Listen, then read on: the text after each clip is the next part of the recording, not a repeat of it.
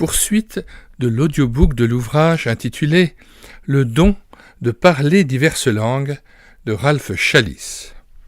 Chapitre 13. Analyse du texte de 1 Corinthiens 14, versets 1 à 3. Esquisse de notre procédure. Afin de ne pas escamoter les difficultés de ce long passage, et afin d'apporter le plus de clarification possible, j'ai jugé bon, comme je l'ai déjà indiqué, de l'analyser à fond d'un bout à l'autre en me référant au texte grec original dans sa totalité.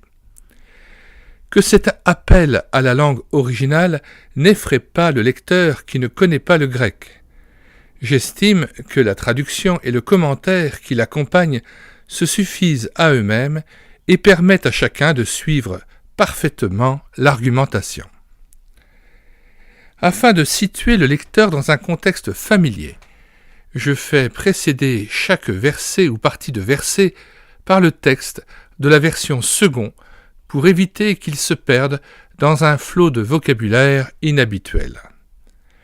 Pour ceux qui s'intéressent au grec, je donne intégralement le texte original parallèlement à une transcription en caractères romains dans le but d'en faciliter la lecture pour les débutants. J'ajoute une traduction interlinéaire aussi littérale que possible, de manière à faire ressortir la valeur exacte de chaque mot et de chaque tournure. Cette traduction tient compte de plusieurs versions existantes et en outre j'ai consulté les meilleures autorités grecques à ma disposition. Le résultat n'est peut-être pas d'un bon style littéraire, mais j'espère que cette simplification permettra à tous ceux qui le désirent de comprendre la pensée exacte de Paul, ou plutôt celle de l'Esprit Saint qui a inspiré ces paroles.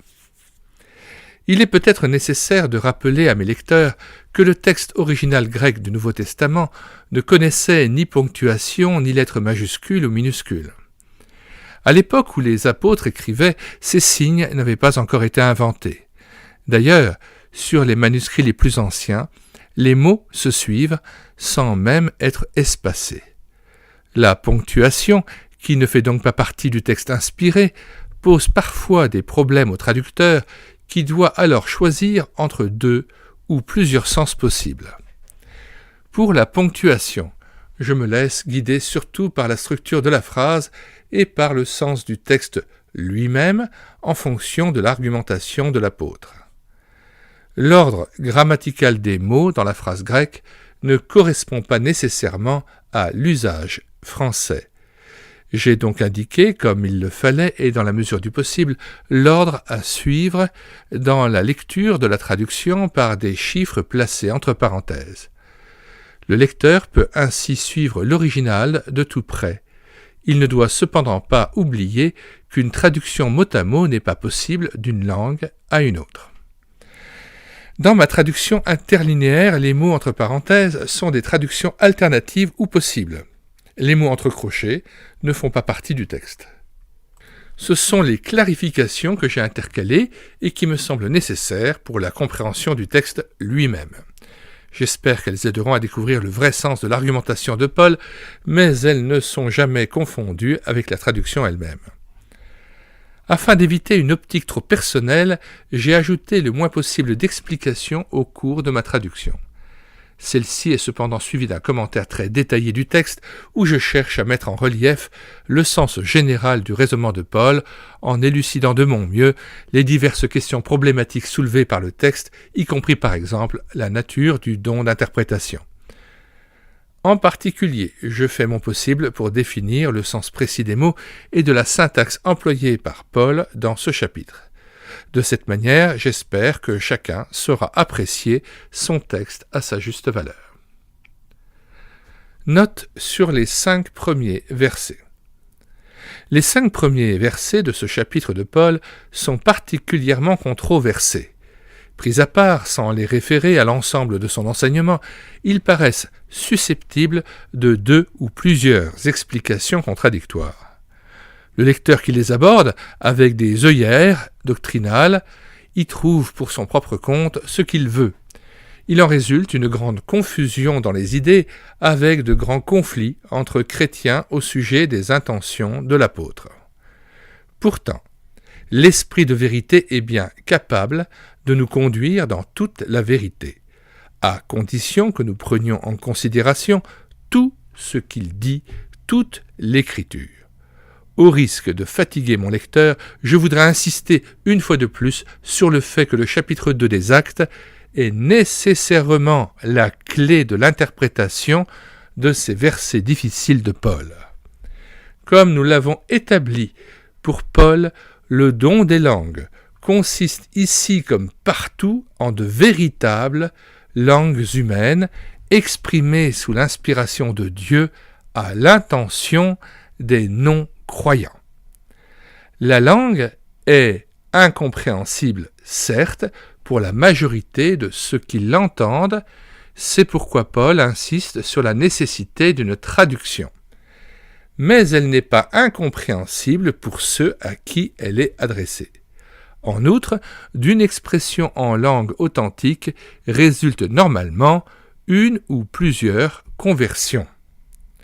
C'est sous cette optique que nous examinerons le passage qui suit, c'est-à-dire le chapitre 14 de son épître aux Corinthiens. Texte du premier verset avec commentaire. Recherchez la charité, aspirez aussi aux dons spirituels, mais surtout à celui de prophétie. Diokete, poursuivez, soyez constamment derrière. Le mot grec est très fort, il signifie la poursuite d'un ennemi. Il est employé couramment dans le sens de persécuter. Paul, avant d'introduire sa comparaison entre le don des langues et celui de prophétie, insiste bien sur la nécessité primordiale de l'amour. Les dons de l'esprit sans le fruit de l'esprit n'ont aucune réalité.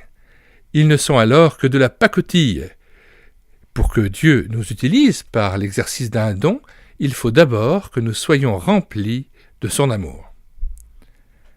Ten agapen, l'amour.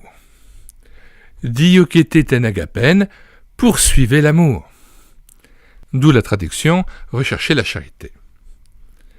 Pour comprendre le sens que Paul donne au mot « amour », agapé, relire 1 Corinthiens 13, versets 4 à 8. Ce passage est analysé en détail dans mon livre « Explosion de vie » chapitre 2. L'amour de Dieu s'exprime essentiellement en Christ. C'est à la croix que nous voyons son apogée, c'est-à-dire le plus haut degré d'accomplissement. Le débordement de cet amour n'est autre chose que la grâce, la générosité de Dieu. Zelouté de, désirer ardemment, d'ailleurs, D peut être traduit par pourtant aussi. La particule D que Paul utilise très souvent tout au long de ce chapitre est traduite de façon très variable dans les différentes versions. Il signifie essentiellement alors que, mais, pourtant, cependant, d'ailleurs. Elle peut être traduite dans certains cas par la conjonction « et ». Mais la façon dont Paul emploie ce mot dans son argumentation ici comprend normalement la notion d'un net contraste. Les mots français qui correspondent certainement le mieux à son usage dans ce texte sont « mais », alors que, pourtant, et même, au contraire, en revanche. Ta pneumatica, les choses spirituelles, littéralement, les choses spirituelles, neutre pluriel, le mot don n'est pas dans le texte grec. On peut donc traduire cette expression « ce qui est spirituel ». La majorité des traducteurs ajoutent le mot don en mettant les dons spirituels. Du fait que par la suite, Paul discute des dons, il est très possible que cela corresponde à sa pensée. Pourtant, ce n'est pas évident. Il aurait pu si facilement ajouter l'un des 5 ou 6 termes grecs pour don, mais il ne l'a pas fait. L'incertitude nous oblige à tenir compte des 2 possibilités. Il me semble que Paul veut dire « rechercher ce qui est spirituel » et non ce qui est charnel. On retiendra les traductions suivantes. « Mais désirer, mais rechercher aussi ardemment les choses spirituelles. » Ce qui est spirituel. Malone D. Surtout, et des pourtant. Ici, le contraste indiqué par des est puissamment renforcé par l'adverbe malon, qui met en relief l'importance que Paul attache au don de prophétie. Ina prophéteuete, que vous prophétisiez. Donc, je rappelle dans le texte, mais surtout à celui de prophétie. C'est-à-dire que vous parliez pour Dieu et sous son inspiration en langue connue, de façon directe, cohérente et compréhensible à tous. Voir la définition de prophétie dans le chapitre 10. Notez que presque toutes les versions mettent un point final après prophétisier sans que ce soit justifié. Nous pouvons traduire ainsi la phrase complète « Rechercher ou désirer ardemment les choses qui sont spirituelles » ou « les choses de l'esprit », autrement dit « les choses qui ne sont pas charnelles », mais surtout que vous prophétisiez. En effet, tout le long du chapitre qui suit, Paul met en contraste les deux conceptions de la nature des choses spirituelles, la vraie, qui est spirituelle, et la fausse, qui est charnelle. Nous pourrions paraphraser le passage ainsi. En ce qui concerne les dons, recherchez ce qui est spirituel et évitez ce qui est charnel. Recherchez donc tout particulièrement la prophétie, qui est un don indispensable à l'Église, une telle recherche étant spirituelle. Ce verset nous montre l'optique de Paul. Avant même de commencer sa discussion sur la place que doit occuper le don de diverses langues dans l'Église, il met les points sur les i. Il insiste sur la priorité que doit avoir la prophétie sur le don des langues. Remarquons aussi que ce verset nous transmet un ordre. Nous sommes tenus de maintenir cette priorité. Ce n'est pas une simple option, c'est une obligation. On entend souvent dire « Puisque le don des langues est le plus petit don, eh bien, commençons par celui-là. » Cet argument est exactement le contraire de ce qu'enseigne la parole de Dieu. Celle-ci nous dit d'aspirer précisément aux dons les meilleurs, non aux inférieurs et certainement pas aux plus petits, en incitant le nouveau-né en Christ à commencer par le don des langues. On en fait effectivement pour lui une priorité. C'est inverser l'ordre établi par Dieu. N'est-ce pas une désobéissance à sa volonté telle qu'il l'a révélée ? En outre, la Bible ne nous enseigne nulle part à commencer par un don particulier pour ensuite passer à un autre don, comme si les dons de l'esprit étaient conférés les uns après les autres au même individu, par une gradation, comme une série progressive d'étapes d'initiation. Cette notion est étrangère à la Bible. La parole de Dieu, au contraire, considère le don spirituel comme étant normalement attribué de façon permanente à chaque croyant. Dieu ne se repent pas de ses dons et de son appel, note 1, Romains 11, verset 29. Cela est le cas sous la Nouvelle Alliance comme sous l'Ancienne. Il est vrai qu'à certains, comme à l'apôtre Paul, Dieu accorde une pluralité de dons. Mais il n'est pas question, dans la vie de Paul, d'une succession de dons les uns délaissés en faveur des autres. Il était apôtre, missionnaire. Il était évangéliste, prophète, enseignant et même berger. Il avait aussi le don de faire de grands miracles. Mais tous ces dons lui restaient acquis, ils faisaient tous partie de son équipement spirituel constant. À la plupart d'entre nous, il me semble, Dieu n'accorde normalement qu'un seul don. Mais le Nouveau Testament nous permet de croire que ce don est permanent. Dieu ne nous dit rien du remplacement de ce don par un autre qui lui serait supérieur. Certes, il n'y a rien dans la Bible qui empêcherait Dieu d'ajouter un nouveau don à un ministère béni. Celui-ci s'est développé sans doute à mesure que le besoin se faisait sentir et que ses connaissances augmentaient. Mais sa capacité d'enseigner n'a pas remplacé son don d'évangéliste. J'ai entendu une fois un conférencier très connu appeler le don des langues le plus petit don et le plus grand. Un tel langage fait un non-sens de l'œuvre de l'Esprit. Texte du verset 2 avec commentaire. En effet, celui qui parle en langue ne parle pas aux hommes, mais à Dieu, car personne ne le comprend, et c'est en esprit qu'il dit des mystères. Ogar lalon glossé, celui, parce que, gare, qui parle en langue, lalon glossé, ou dans une langue, sous-entendu étrangère. Le mot gare ici, qui signifie parce que, mais que second traduit en effet, est très important, car il relie cette phrase à la précédente et indique un enchaînement des idées de Paul. Il n'y a aucune raison de mettre un point final après le mot prophétiser, comme le font la plupart des versions. Voici l'argument de Paul. Nous devons chercher surtout à prophétiser, c'est-à-dire à exercer un don supérieur, précisément parce que celui qui parle en langue ne s'adresse pas aux hommes. Ou qu'anthropois, l'alei, ne parle pas, ou klalei, aux hommes anthropois. Allah théo, Allah théoi, mais au contraire, Allah indique un contraste fort à Dieu ou à un Dieu. Aux yeux de Paul, le fait que celui qui parle en langue s'adresse à Dieu ou à un Dieu ne constitue pas une raison de parler en langue, mais plutôt le contraire, au moins dans l'assemblée. Il est évident que l'emploi de cette conjonction gare, parce que, donne à la phrase qui la suit un sens qui va à l'encontre de l'interprétation généralement proposée pour ce verset. Notez qu'il serait légitime de traduire cette construction à un Dieu. Paul pensait peut-être aux expériences extatiques païennes qu'avaient connues les Corinthiens, comme une forte proportion des hommes à l'époque, avant leur conversion, car dans le langage grec de l'époque, les termes théos, Dieu, et daimon, démon, sont interchangeables. Cette interprétation est possible, mais on peut tout de même le traduire à Dieu. La construction grammaticale grecque ne précise pas.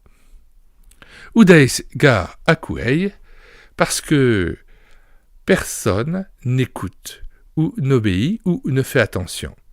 Plusieurs versions traduisent ce mot par comprendre. Notre argument est renforcé par cette nouvelle phrase introduite, elle aussi, par la même conjonction gare, qui indique une fois de plus un enchaînement dans l'argument de Paul. Parce que personne ne le comprend, ou plus exactement parce que personne n'écoute. Puisque personne dans l'assemblée ne comprend ce qui est dit en langue inconnue, donc puisque personne n'écoute vraiment, l'apôtre ordonne, c'est un commandement aux croyants de chercher à prophétiser plutôt que de parler une langue. En somme, Paul dit, verset 1, qu'il préfère la prophétie aux langues précisément parce que, verset 2, celui qui parle en une langue ne s'adresse pas aux hommes mais à Dieu ou à un Dieu, et également parce que personne n'écoute, personne ne comprend, alors qu'il dit des choses inintelligibles ou secrètes dans son esprit, ou par un esprit, ou par l'esprit. Le fait que personne n'écoute ni ne comprend est donc une raison de plus pour laquelle l'apôtre Paul préfère la prophétie aux langues. Notez que le verbe akouein signifie normalement écouter, et il me semble que c'est le sens que Paul lui donne ici. Il signifie également obéir. Il est donc possible de traduire la phrase « parce que personne n'obéit ». Or, il est évident que personne n'obéira à une parole dont il ne comprend pas le sens. La plupart des versions traduisent akouein dans ce contexte sans justification grammaticale par comprendre. Mais ce verbe, qui se trouve plus de 400 fois dans le Nouveau Testament, est partout ailleurs traduit par écouter ou entendre. Je ne vois pas pourquoi on lui donnerait uniquement ici un sens différent. Paul veut nous faire comprendre qu'un parler en langue inconnue dans l'assemblée ne sert vraiment qu'à peu de choses, et même à rien, puisqu'il ne provoque aucune obéissance à la parole de Dieu. Certaines personnes écouteront peut-être, par curiosité, le parler incompréhensible, entre guillemets, mais cela n'est pas l'équivalent d'écouter Dieu, écouter sa parole, son logos. Et la chambre haute du chapitre 2 des Actes ? On m'a répondu à cet égard que les disciples dans la chambre haute à Jérusalem parlaient en effet à Dieu et non aux hommes, et que cela correspond à ce que Paul dit dans 1 Corinthiens 14, verset 2, que celui qui parle en langue parle à Dieu. De là, on tire la conclusion que le parler en langue est essentiellement une prière, une louange, et non un message adressé aux hommes. Il est vrai que l'Esprit Saint est descendu sur les 120 disciples dans l'intimité de la chambre haute. Pourtant, si les disciples n'avaient parlé en langue qu'à Dieu seul, c'est-à-dire en prière et en louange, le phénomène serait sûrement resté limité aux dimensions de la chambre haute et la foule ne les aurait pas entendus. Il est cependant évident, selon le texte, que l'Esprit, à sa descente, avait précisément pour but d'atteindre la foule polyglotte et inconvertie. L'Esprit a poussé les disciples avec leur langue entre guillemets dans la rue. Pourquoi ? Sinon comme signe justement destiné aux non-croyants, comme le dit Paul dans 1 Corinthiens 14, verset 22. En fait, les gens de la rue n'ont pas seulement entendu clairement les langues miraculeuses ce jour-là, mais ils en ont également compris le sens. La seule explication est que les disciples ont parlé aux hommes. Leur message était destiné aux gens du dehors. Cela est d'autant plus évident que le verbe grec employé dans ce contexte, apophthengomai, signifie proclamer à haute voix, crier en s'adressant au public. Acte 2, verset 4. Ce verbe est employé dans ce contexte-ci que nous citons, acte 2, verset 4, « Et ils furent tous remplis du Saint-Esprit et se mirent à parler en d'autres langues, selon que l'Esprit leur donnait de s'exprimer, et c'est ce verbe s'exprimer qui en grec se dit apophthengomai, proclamer à haute voix, crier en s'adressant au public. Les langues parlées par les apôtres n'étaient donc pas un chuchotement, ni un charabia, ni même une prière intime, mais au contraire un témoignage crié, une prédication qui a abouti à des conversions authentiques. Luc, l'auteur des Actes, décrit avec exactement le même verbe grec la prédication de Pierre, plus loin dans ce même chapitre 2 des Actes. Note 1, acte 2, verset 14. Nous lisons « Pierre éleva la voix et leur parla », c'est-à-dire il s'adressa au grand public. En effet, pour parler à une foule de plusieurs milliers de personnes, comme il l'a fait ce jour-là, il fallait bien élever la voix. Pierre parla, au verset 14, de la même façon qu'il avait parlé, entre guillemets, en langue, au verset 4, il s'adressa à la foule. Il est intéressant de noter que Paul emploie ce même verbe devant Festus pour décrire sa prédication de l'Évangile. Acte 26, verset 25. Quand on prend l'argument dans son ensemble, en étudiant l'enchaînement des idées, on saisit la pensée de Paul. C'est lorsqu'on sort des phrases de leur contexte pour leur donner une signification arbitraire que l'on tombe dans l'erreur. Voir aussi mon commentaire sur les versets 14 et 15. Pneumati de lalei, alors que par l'esprit ou par un esprit quelconque, ou en esprit, ou dans son esprit, c'est-à-dire son esprit personnel, il parle, il dit. Il n'est pas facile de déterminer le sens exact de cette phrase. Il n'est pas possible d'affirmer catégoriquement si Paul veut dire « esprit de Dieu »,« esprit humain », régénéré ou non, ou même « esprit tout court », qui peut être aussi bien un esprit malin qu'un esprit céleste. Le texte ne nous éclaire pas. Alors pour plus de facilité de compréhension, je rappelle la première traduction seconde qui avait été lue pour le verset 2. En effet, celui qui parle en langue ne parle pas aux hommes, mais à Dieu, car personne ne le comprend, et c'est en esprit qu'il dit des mystères. Et nous sommes arrivés à la fin du verset 2, et c'est en esprit qu'il dit des mystères. Retour au texte. Il est légitime de penser que Paul lui-même, en écrivant ces paroles, ait envisagé plus d'une possibilité, car il était absent de Corinthe au moment d'écrire. Il ne pouvait pas savoir exactement ce qui se passait dans l'Église. Il dépendait des oui-dire, 1 Corinthiens 1, verset 11, chapitre 5, verset 1, chapitre 11, verset 18, et des rapports de ses équipiers, 2 Corinthiens 7, versets 5 à 7. Il croyait, certes, au don authentique du Saint-Esprit. Mais il savait aussi que le diable s'empressait de les contrefaire. 2 Corinthiens 11, versets 13 à 15. Et que les Corinthiens avaient été entraînés par les puissances démoniaques avant leur conversion. 1 Corinthiens 12, verset 2. Il est tout à fait légitime d'attribuer le mot pneumatie à l'Esprit de Dieu, mais nous ne pouvons pas exclure les autres possibilités. Le sens littéral est « en ou par un esprit ». La manière dont Paul s'exprime nous laisse le choix. Mysteria, les mystères, c'est-à-dire des choses secrètes ou peut-être des choses personnelles. Le mot mysterion signifie un secret. De quel secret l'apôtre parle-t-il dans ce verset? Il y a 3 explications possibles. Je rappelle la fin du verset, et c'est en esprit qu'il dit des mystères. Premièrement, mysteria au pluriel, la forme que Paul utilise dans ce contexte, se réfère particulièrement dans les écrits grecs de l'Antiquité aux mystères païens, au pluriel comme ici, qui consistaient en rites et connaissances démoniaques révélés uniquement à ceux qui étaient initiés aux religions occultes. Paul savait que beaucoup de Corinthiens avaient été impliqués dans ces choses avant de connaître Christ et qu'ils avaient de la peine à s'en défaire. 1 Corinthiens, note 1 Corinthiens chapitre 8 à 10 et 2 Corinthiens chapitre 6 versets 14 à 18. Peut-être avaient-ils quelques craintes que certains d'entre eux, du fait qu'ils avaient perdu de vue le vrai sens des dons de l'esprit, ne soient retombés plus ou moins inconsciemment dans les pratiques occultes d'autrefois.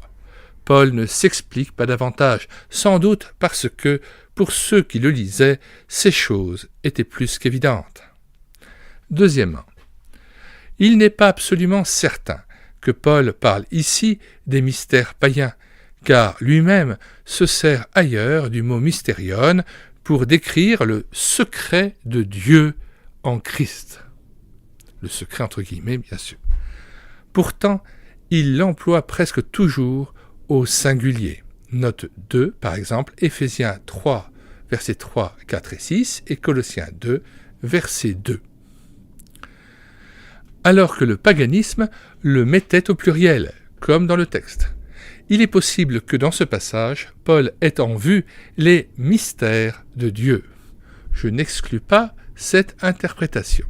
Seulement, elle présente de grandes difficultés, car il y avait entre les deux conceptions cette différence énorme.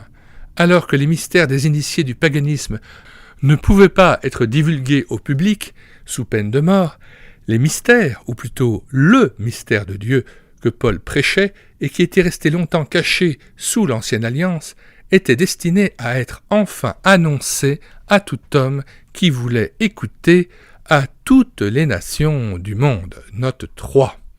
Voir par exemple Romains 16, versets 25 à 26, Éphésiens 3, versets 4 à 10, Éphésiens 6, verset 19, Colossiens 1, versets 25 à 29 et Colossiens 4, versets 3 à 4. Ce mystère se résume en un mot. Christ. Pourquoi l'Esprit de Dieu chercherait-il donc à voiler dans l'assemblée de Dieu des choses que Dieu ne voulait plus garder secrètes? Paul ne passait-il pas sa vie à se sacrifier afin de faire connaître partout le mystère de Christ? Le Saint-Esprit se plairait-il maintenant au sein même de l'Église à en parler dans un langage incompréhensible? Ce serait contraire à toute l'orientation du message et de l'œuvre apostolique. Comme le dit Jésus, la lampe n'est pas faite pour être coiffée, entre guillemets, par le boisseau, ni cachée sous le lit. Note 1. Marc 4, verset 21. Je ne vois donc pas pourquoi Paul encouragerait une mystification semblable dans l'Église. Si le Saint-Esprit veut faire comprendre au peuple de Dieu le mystère ou les mystères divins, ne les proclamera-t-il pas de la façon la plus claire, soit par la voix de l'évangéliste, soit par celle du prophète ou du docteur? Troisièmement, il serait également possible d'interpréter l'expression « il dit des mystères », c'est-à-dire des choses secrètes, comme une allusion à des choses personnelles, des secrets personnels.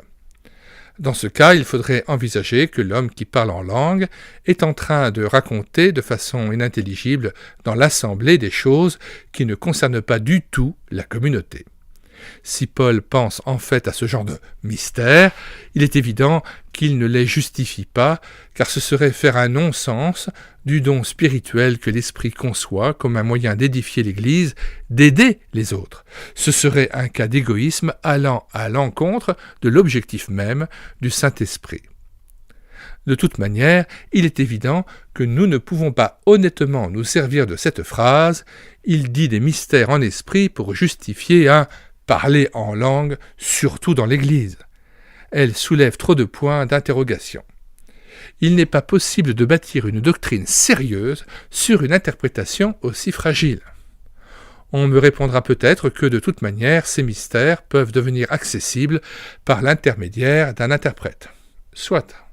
Mais l'argument de Paul est celui-ci. Pourquoi le croyant qui parle ne les dit-il pas directement, c'est-à-dire par prophétie, en langue connue, au lieu de les cacher dans sa barbe, entre guillemets, perdant ainsi le temps précieux de l'assemblée. Car l'Esprit de Dieu est essentiellement intelligent et il agit toujours de manière intelligente. Alors que le processus employé par le frère qui insiste pour s'exprimer en une langue inconnue dans l'assemblée ne correspond pas du tout à la sagesse de Dieu ni à l'intelligence du Saint-Esprit. Texte du verset 3 avec commentaire.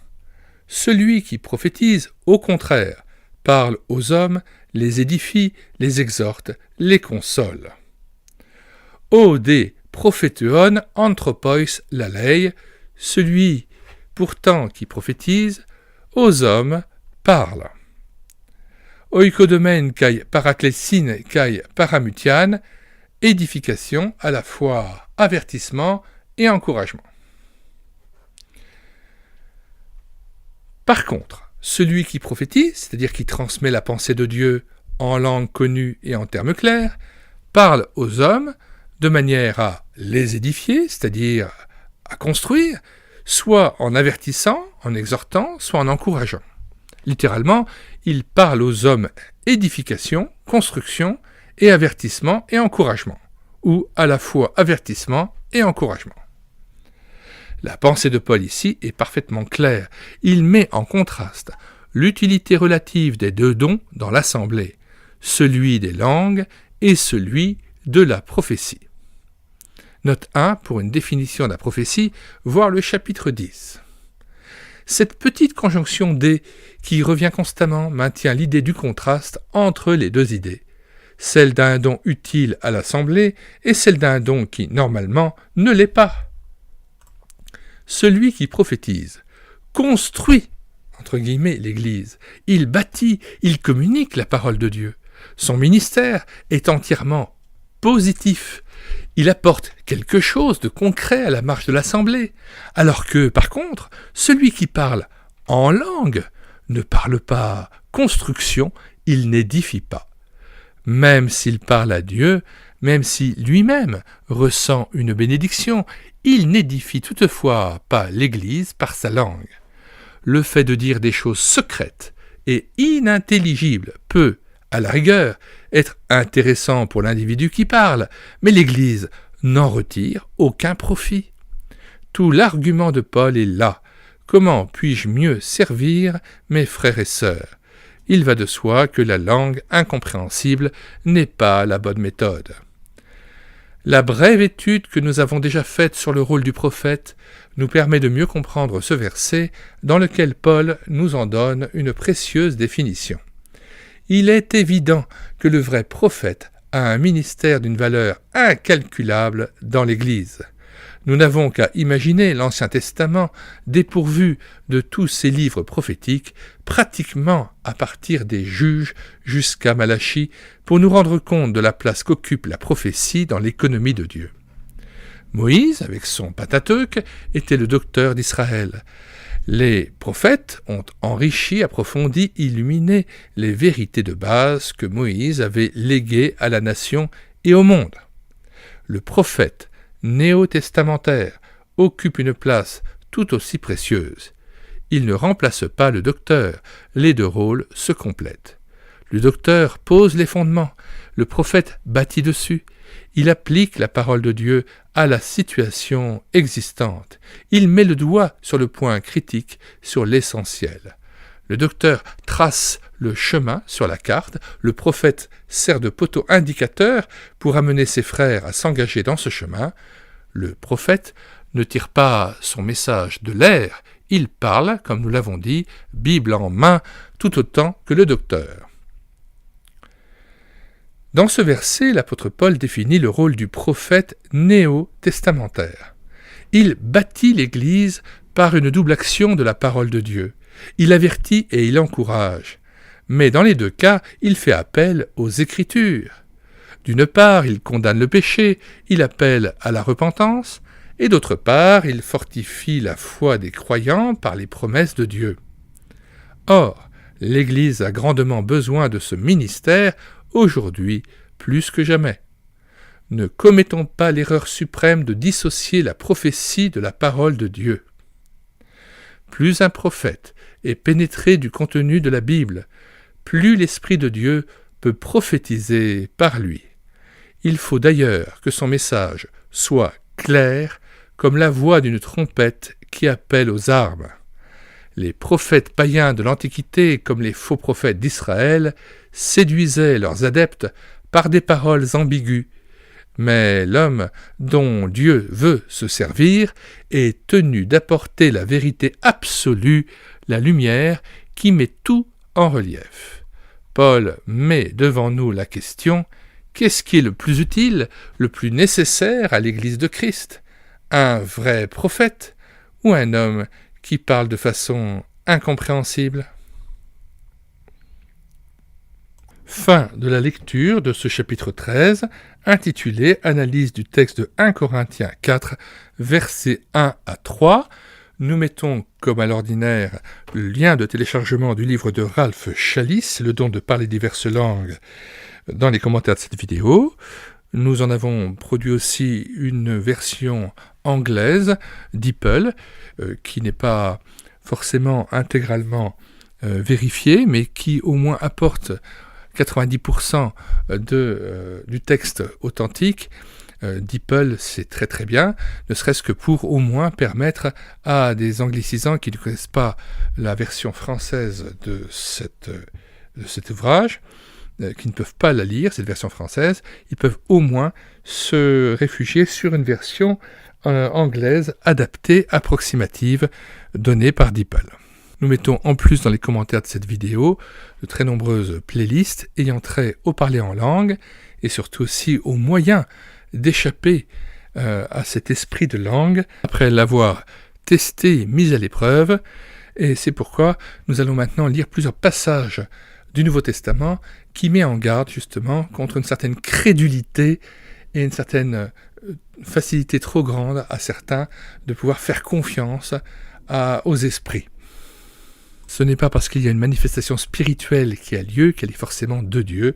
Elle peut tout au contraire habiller de l'aura et de l'éclat apparent de la vérité et de la lumière, mais en fait, ça peut être tout à fait le diable qui se déguise en ange de lumière, et c'est pour ça qu'il faut tester, mettre à l'épreuve l'esprit de langue. Je vous invite vraiment aussi à lire le livre de Georges Birch, qui s'appelle « Le ministère de délivrance », qui est un ministère que Georges Birch a eu, notamment auprès d'anciennes personnes issues des communautés charismatiques et pentecôtistes, et qui a pu les délivrer de ce parler en langue, qui s'était emparé d'eux, et qui n'étaient autres que des puissances d'en bas, des puissances diaboliques, puisque lorsqu'il leur demandait « Esprit de langue, confesses-tu Jésus-Christ venu en chair ?» aucun de ces gens auprès de qui il avait testé l'esprit de langue n'était capable de pouvoir confesser la seigneurie de Christ et de confesser le nom du Seigneur Jésus avec ses titres Jésus-Christ, Jésus le Seigneur. Et donc, il s'avérait bien qu'il s'agissait d'un esprit antéchrist. C'est pourquoi nous vous demandons vraiment de lire le chapitre 8 de ce livre de Georges Birch, Le ministère de délivrance. Je vous en donne les références et les coordonnées dans les commentaires de cette vidéo, que ce soit le livre en entier et même l'audiobook de ce livre entier que j'ai pu assumer sur cette chaîne YouTube et l'écouter sa parole, avec notamment la lecture intégrale du chapitre 8 aussi. Donc c'est vraiment fondamental, ça valait vraiment le coup que ce livre, je le fasse venir des États-Unis, que je le traduise intégralement et que je le mette à la disposition de tout un chacun, surtout que ce livre va beaucoup plus loin que la délivrance du parler en langue. Il s'agit d'une délivrance de tous les liens, de toutes les pièges du diable, les liens occultes, les liens spirites, et Georges Birch a pu avoir un ministère béni d'exorcisme, de cure d'âme, de délivrance, où il a pu délier des chrétiens qui étaient comme possédés, qui étaient liés par des démons. Eh bien, il a pu avoir le discernement des esprits, il nous donne la clé de pouvoir à notre tour délivrer nos frères et sœurs qui sont dans les ténèbres et qui n'arrivent pas à s'en sortir dans la vie chrétienne. Nous lisons maintenant différents passages des Saintes Écritures qui nous exhortent à rester et à demeurer dans la saine doctrine. Pour ceux qui nous rejoindraient en cours d'audiobook, nous mettons dans les commentaires de cette vidéo le lien de téléchargement de cet ouvrage de Ralph Challis, Le don de parler diverses langues, ainsi que le lien vers la playlist de cet audiobook, afin que tout un chacun puisse s'y prendre dans l'ordre pour commencer l'audiobook par le début.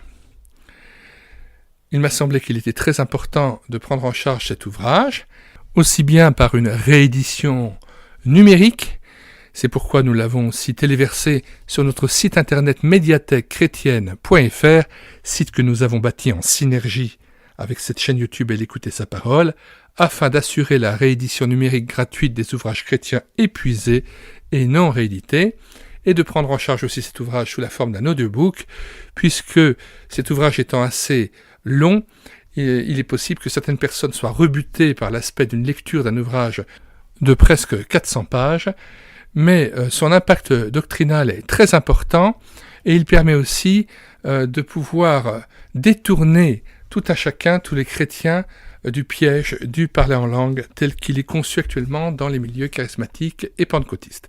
C'est pourquoi nous mettons en plus dans les commentaires de cette vidéo un très grand nombre de liens vers des playlists, notamment la playlist Pentecôtisme ou Christianisme, Charismatisme ou Christianisme, et bien d'autres playlists encore d'ouvrages dont j'ai assuré l'audiobook, ou le lien vers des ouvrages que vous pouvez télécharger et qui traitent notamment de la question du parler en langue.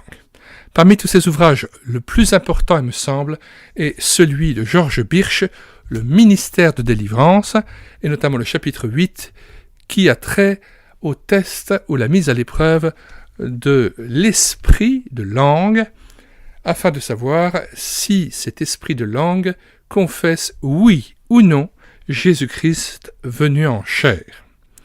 Alors c'est pourquoi nous terminons à chaque fois toute lecture d'un chapitre de Ralph Challis par la lecture de 1 Jean 4, versets 1 à 6, sur l'ordre que Dieu donne à son peuple de tester tout esprit, de ne pas lui faire confiance, mais de l'éprouver pour savoir s'il est de Dieu. Si un esprit ne confesse pas Jésus-Christ venu en chair, c'est l'esprit de l'Antéchrist. Georges Birch, après avoir, pendant toute sa carrière de pasteur, d'évangéliste et de missionnaire, eu à tester, éprouver les esprits de langue, notamment vers la fin de sa vie, il n'a jamais vu un cas où l'esprit de langue confessait Jésus-Christ venu en chair, et à chaque fois, l'esprit de langue s'avérait être blasphémateur, un esprit qui s'opposait à Dieu et qui était ténébreux, et ce n'était pas un seul esprit qui se manifestait, mais généralement plusieurs esprits mauvais qui avaient envahi le corps, l'âme et l'esprit de la personne qui s'était prêté à cet exercice insidieux, toxique et extrêmement dangereux de se parler en langue. 1 Jean 4, versets 1 à 6. Bien-aimés, n'ajoutez pas foi à tout esprit. On voit que c'est un ordre. Mais éprouvez les esprits, encore un ordre, pour savoir s'ils sont de Dieu, car plusieurs faux prophètes sont venus dans le monde. Reconnaissez à ceci l'Esprit de Dieu. Tout esprit qui confesse Jésus-Christ venu en chair est de Dieu, et tout esprit qui ne confesse pas Jésus n'est pas de Dieu, c'est celui de l'Antéchrist, dont vous avez appris la venue et qui maintenant est déjà dans le monde. 4. Vous, petits enfants, vous êtes de Dieu et vous les avez vaincus parce que celui qui est en vous est plus grand que celui qui est dans le monde. Eux, ils sont du monde. C'est pourquoi ils parlent d'après le monde, et le monde les écoute. Nous, nous sommes de Dieu. Celui qui connaît Dieu nous écoute. Celui qui n'est pas de Dieu ne nous écoute pas. C'est par là que nous connaissons l'esprit de la vérité et l'esprit de l'erreur. Nous lisons d'autres textes très importants, Galates 1, versets 6 à 9 inclus. « Je m'étonne que vous vous détourniez si promptement de celui qui vous a appelé par la grâce de Christ pour passer à un autre évangile. Non pas qu'il y ait un autre évangile, mais il y a des gens qui vous troublent et qui veulent renverser l'évangile de Christ. Mais quand nous-mêmes, quand un ange du ciel annoncerait un autre évangile que celui que nous vous avons prêché, qu'il soit anathème. Nous l'avons dit précédemment, et je le répète à cette heure, si quelqu'un vous annonce un autre évangile que celui que vous avez reçu, qu'il soit anathème. 1 Corinthiens 15, versets 1 à 6. Je vous rappelle, frères, l'évangile que je vous ai annoncé, que vous avez reçu, dans lequel vous avez persévéré et par lequel vous êtes sauvés, si vous le retenez tel que je vous l'ai annoncé, autrement vous auriez cru en vain. Je vous ai enseigné avant tout, comme je l'avais aussi reçu, que Christ est mort pour nos péchés, selon les Écritures, qu'il a été enseveli et qu'il est ressuscité le 3e jour, selon les Écritures, et qu'il est apparu à Céphas, puis aux 12. Ensuite, il est apparu à plus de 500 frères à la fois, dont la plupart sont encore vivants et dont quelques-uns sont morts. 2 Corinthiens 11, versets 3 à 4. Toutefois, de même que le serpent séduisit Ève par sa ruse, je crains que vos pensées ne se corrompent et ne se détournent de la simplicité à l'égard de Christ. Car si quelqu'un vient vous prêcher un autre Jésus que celui que nous avons prêché, ou si vous recevez un autre esprit que celui que vous avez reçu, ou un autre évangile que celui que vous avez embrassé, vous le supportez fort bien. Et enfin, 2 Corinthiens 11, verset 13, « Ces hommes-là sont de faux apôtres, des ouvriers trompeurs déguisés en apôtres de Christ. Et cela n'est pas étonnant, puisque Satan lui-même se déguise en ange de lumière.